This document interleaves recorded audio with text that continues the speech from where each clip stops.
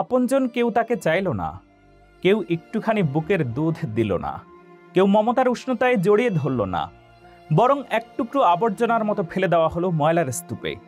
কিন্তু আল্লাহর অশেষ রহমতে সেই ক্ষুদ্র প্রাণ এখনো নিভে যায়নি। নিঃশব্দে হলেও তার বুক উঠানামা করছে, ছোট্ট নিঃশ্বাসগুলো যেন আকাশে ভেসে যাচ্ছে। আমি বাঁচতে চাই, আমাকে বাঁচতে দাও।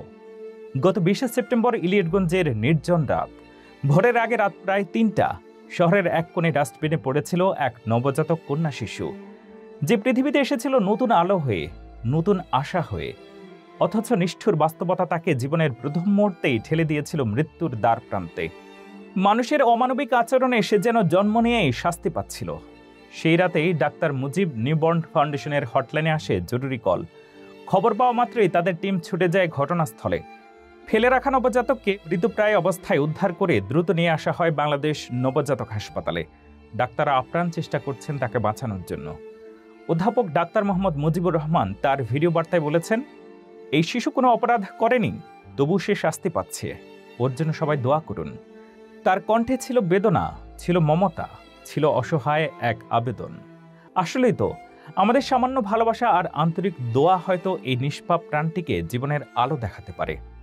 ভাবুন তো, যে শিশু জন্মের পর মায়ের কোল পাওয়ার কথা ছিল, সে আজ হাসপাতালের ভেন্টিলেটরে একা লড়ছে। যে শিশু বাবার স্নেহ পাওয়ার কথা ছিল, সে আজ কৃত্রিম যন্ত্রে টিকে আছে। পৃথিবীতে এ কেমন অবিচার, এ কেমন নিষ্ঠুরতা! একটি নিরীহ প্রাণকে এমন নির্মমতার মুখোমুখি হতে হলো কেন? তবুও আশার আলো নিভে যায়নি। শিশুটি এখনো বেঁচে আছে, এখনো লড়াই করছে। তার ক্ষুদ্র শরীর বারবার প্রমাণ দিচ্ছে, আল্লাহর ইচ্ছা ছাড়া কিছুই হয় না। হয়তো আল্লাহ তাকে টিকিয়ে রাখবেন, হয়তো তিনি এই ছোট্ট ফেরেশতাকে জীবনের নতুন সুযোগ দেবেন। কিন্তু সেই সুযোগটিকে বাস্তবে রূপ দিতে হলে আমাদের প্রয়োজন সম্মিলিত প্রার্থনা। প্রত্যেক মানুষের জীবনে দোয়ার এক অদ্ভুত শক্তি আছে। যখন অসংখ্য মানুষ একসাথে হাত তুলে আল্লাহর কাছে কাকুতি মিনতি করে, তখন তিনি অবশ্যই তার বান্দার ডাক শোনেন।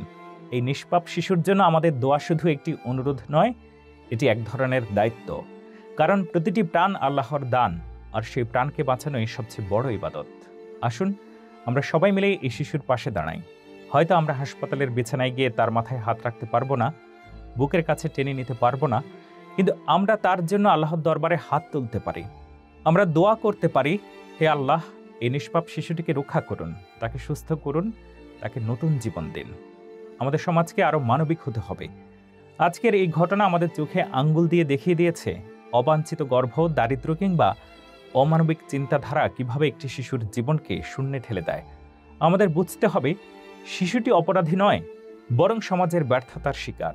তাই দায়িত্ব আমাদেরই এই ব্যর্থতা দূর করার, এই নিষ্ঠুরতা থামানোর। আপনার একটি দোয়া হয়তো শিশুটির জীবনের মোড় ঘুরিয়ে দিতে পারে। পৃথিবীর যে প্রান্তেই থাকুন, এই সংবাদটি ছড়িয়ে দিন, যাতে সারা দেশ, সারা বিশ্বের মানুষ একসাথে তার জন্য দোয়া করতে পারে। আজকের এই নবজাতক কন্যা শিশুটি যেন সুস্থ হয়ে বড় হয়ে ওঠে, এই হোক আমাদের সম্মিলিত প্রার্থনা। সে যেন একদিন আলোর দিশারি হয়ে দাঁড়ায়, আর পৃথিবী যেন বুঝতে পারে, যে জীবনকে ডাস্টবিনে ফেলে দেওয়া হয়েছিল, সে জীবনই হয়েছিল একদিন মূল্যবান, অতি মূল্যবান।